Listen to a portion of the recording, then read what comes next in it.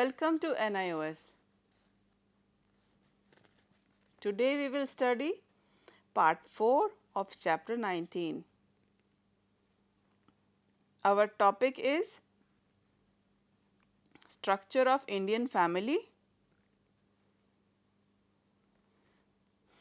In the previous video we learnt about the concept of ashrama system in ancient India. We also learnt about the 4 stages of life. These 4 stages were Brahmacharya,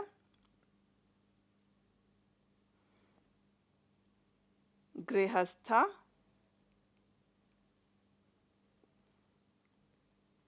Vanaprastha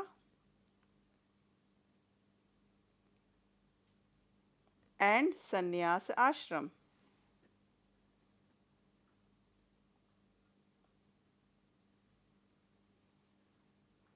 We learnt about the duties of a person during these 4 stages of his life.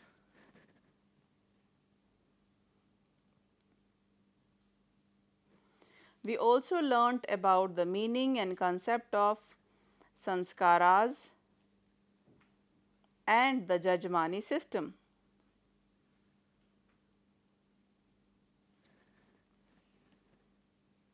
Learners, family is the basic unit of society. In India, the family is considered as an important institution. The traditional Indian family is a group of many people. In such family, people of one or more generations live together. This is known as joint family.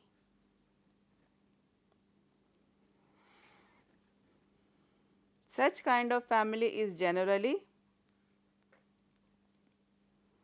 patriarchal and patrilineal.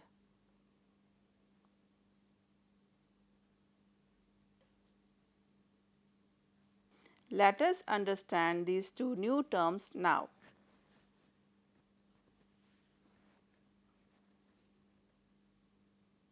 Patriarchal family is that family in which the father is the head of the family and patrilineal family means that family in which only a man can become the next head of the family and not any women. However, in some parts of the country, there are matrilineal families, which means that only women could become the head of the family.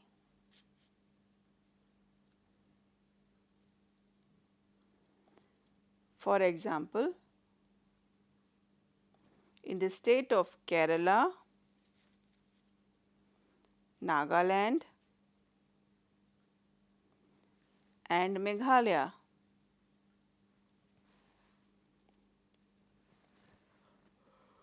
however, in today's time, mostly nuclear families exist in our society, which consist of the husband, wife and their children. Thus, we learn that family is the basic unit of society. The close relation between the member of a family gives social security to them, as in times of need, a person could ask for his family members' help. Learners, as family is a group of people, therefore, during ancient times, some laws were made to run the family peacefully.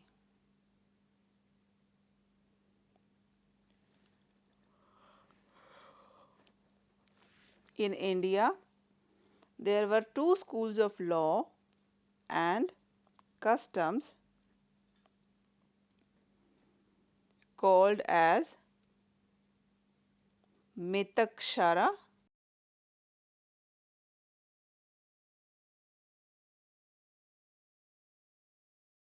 and Dayabag.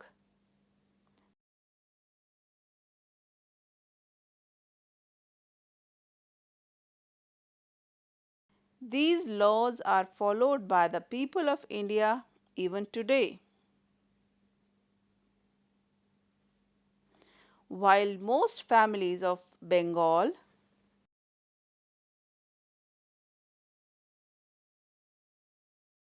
and Assam follow the Daya Bhaga system,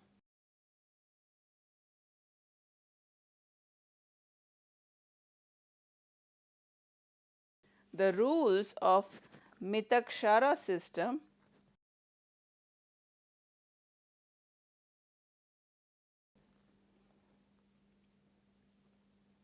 The rules of Mitakshara system are followed in the rest of India. Learners, now that we have learnt about the concept of family, let us now learn about another very important Hindu samskara called as marriage. There are many kinds of marriages. We will discuss them one by one. First is that marriage in which the bride and the groom and GROOM belonged to different castes. In this category, the first name is Anulom marriage. When a man of high caste married a woman of lower caste.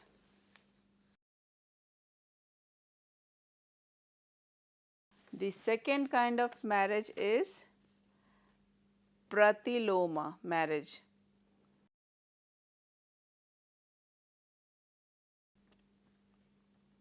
In this, a man of lower castes married a high caste woman.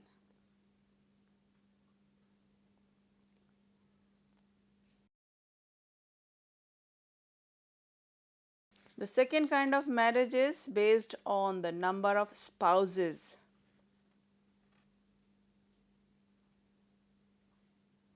The first one is polygamy.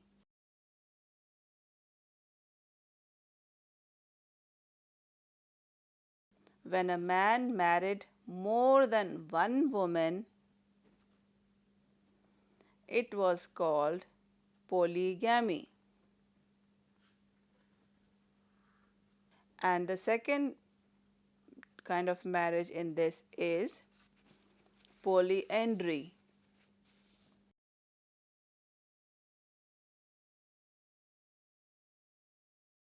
When a woman married more than one man, it was called polyandry. Learners, we all know about the story of Mahabharata.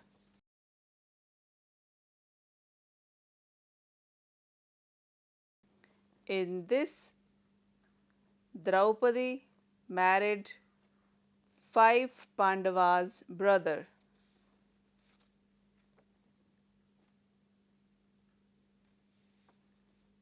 Yudhishthira,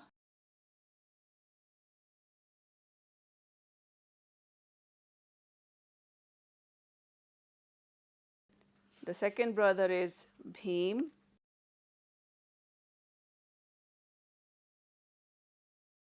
third brother is Nakul,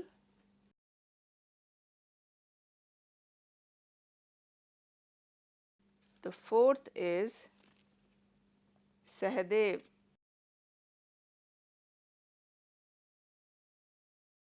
the fifth Pandav is Arjuna. Polyandry is still practiced in some parts of the country. In such marriage, the woman generally marries many brothers of the same family. Traditionally, in India, marriages have been fixed by parents for their children.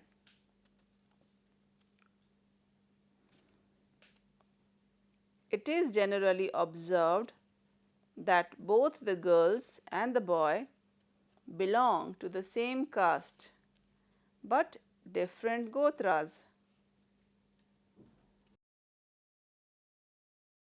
That means they do not have common ancestors. Another important factor that is considered for marriage is pravara.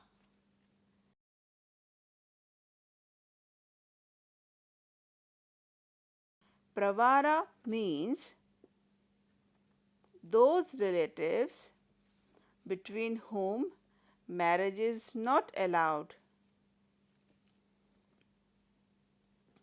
According to the Pravara rules,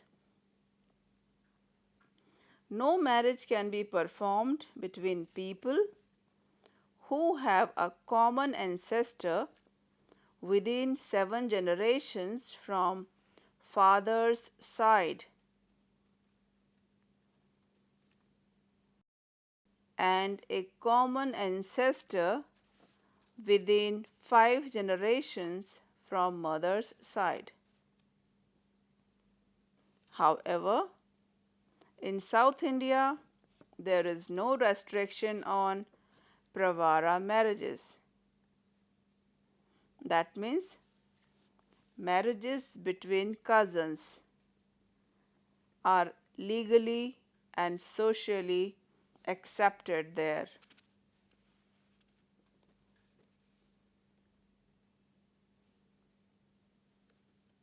Since ancient times, monogamy has been practiced in India, in which a person married only one person at a time. However, polygamy was also not prohibited. The rich and powerful people married many times. However, the practice of polygamy has now been declared illegal in our country.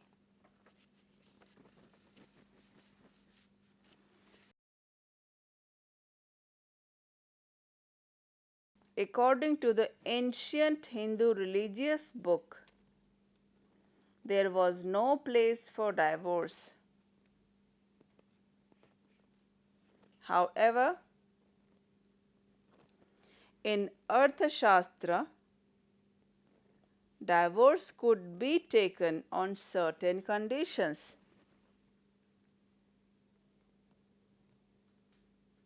In modern times also, divorce is allowed in India. Learners, Let us now study about a very important part of society: women. Do you know that women enjoyed a very high status during the ancient times? However, their position became bad later.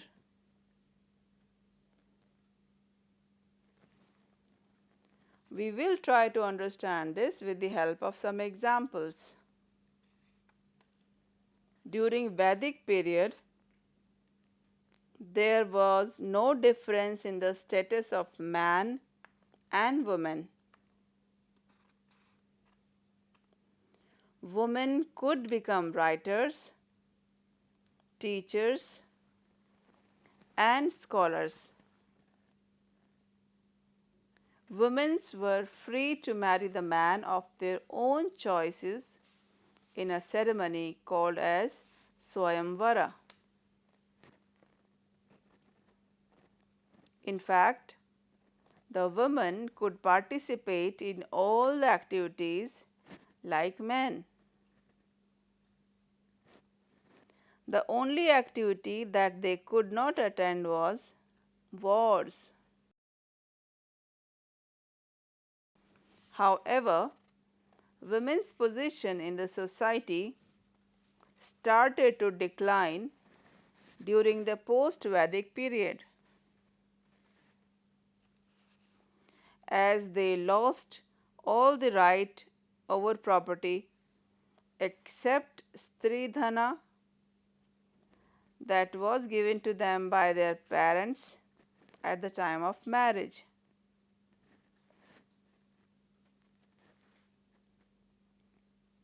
They were not even allowed to get educated. During the medieval period, the condition of women deteriorated further. The main duty of women was to get married and take care of their family. Only few upper caste women could gain education and they become poets and writers,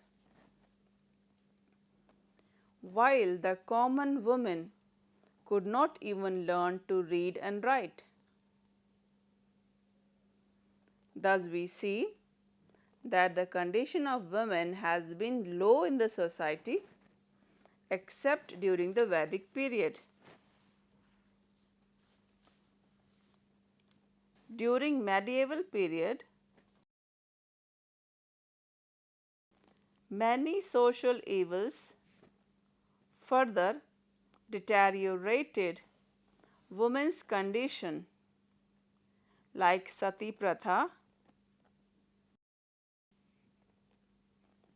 Sati Pratha is the burning of widow with her husband.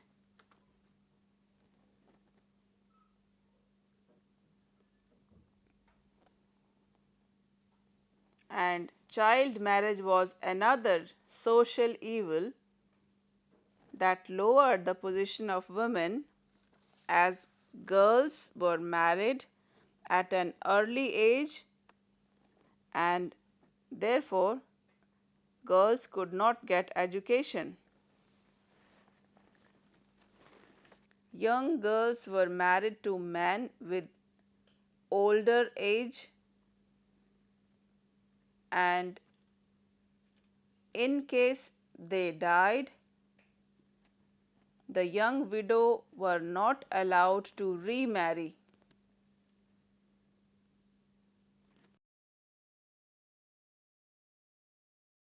Parda Pratha, or the practice of covering faces of women, also started.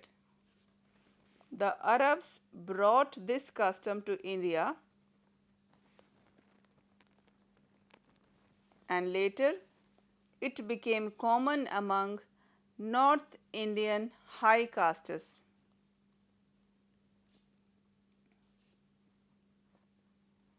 However, Lower caste women were free to move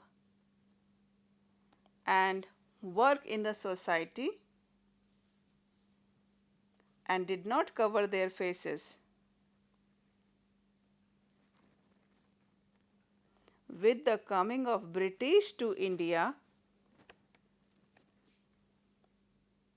modern education was spread among Indians.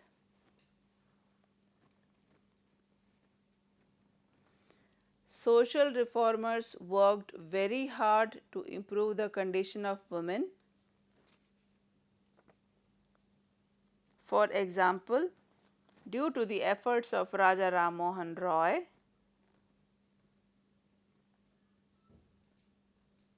the custom of sati was banned in the year 1829.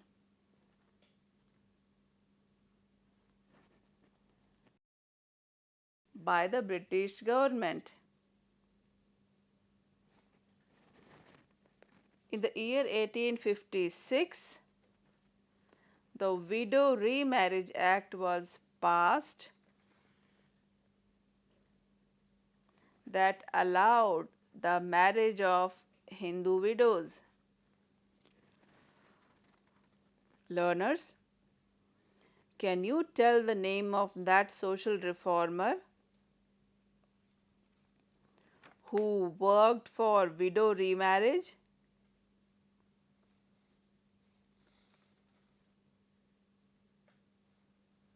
His name was Ishwar Chandra Vidyasagar.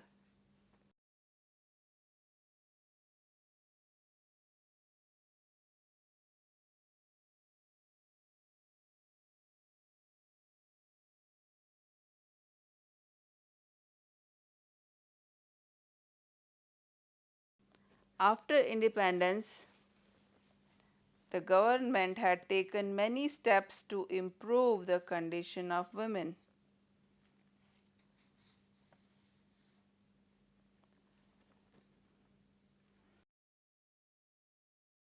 As a result, women have made great progress in all the fields of life.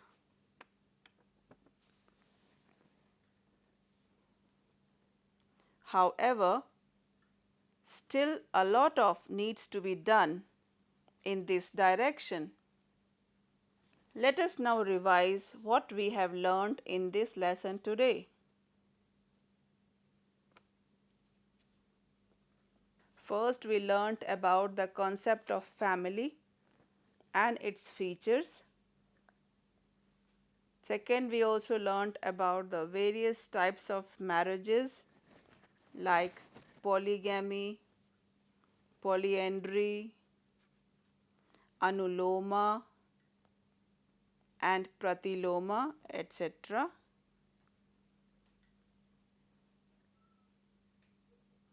Next, we also learned about the condition of women during ancient time, medieval time and modern times in India.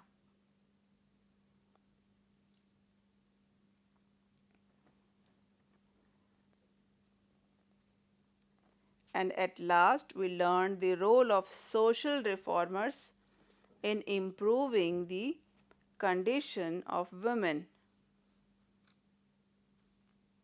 If you have any query, you can send us email at signlanguage@nios.ac.in. For more information, you can visit our website at www.nios.ac.in. That's all for today. Thanks for watching.